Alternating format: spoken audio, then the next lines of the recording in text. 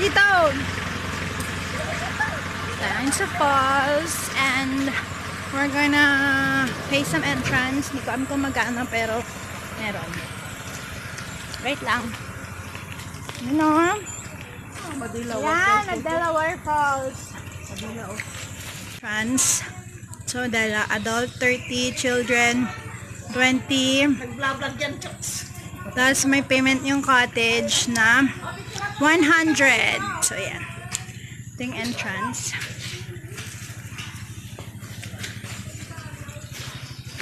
O, sige, pictorial ulit. Okay, pictorial. Picture. Everyone. 1, 2, 3, smile. Dito pa side kayo makikita yung Maddela waterfalls. Sige pa po. Yan, yan. So may pa-welcome. 1. Ayan.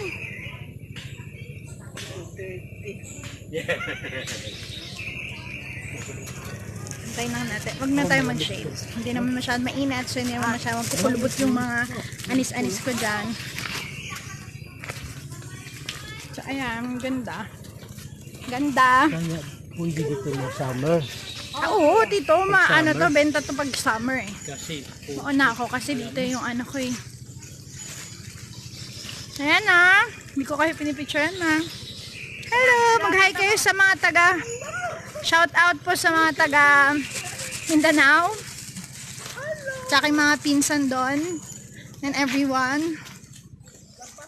Pasyal din kayo dito para ma-experience siya ang aming waterfalls.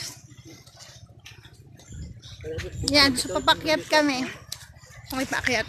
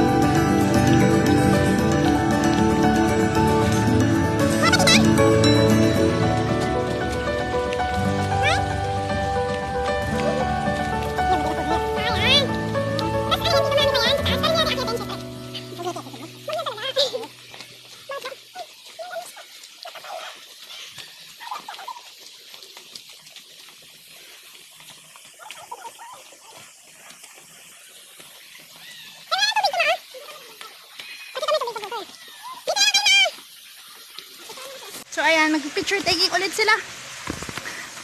And ito, finifill up pa ito ng water kapag ayan o, yung falls. 1, 2, 3, smile. One more, smile. Smile. Damihan natin dito.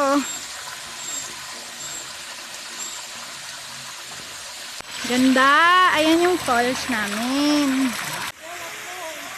Maddela Falls. Say hi to the vlog. Here's what you can see here. Ganda. So if you like nature tripping, like the waters, ito yung perfect place for you. Wala pang water. Ito parang pool to. Pag summer, pinupuno nyo yung tubig dito. And then may tubig din dito. Ito lang yung part na parang super man-made. Yung sa taas, which I won't be able to show you, but I'll show you next time.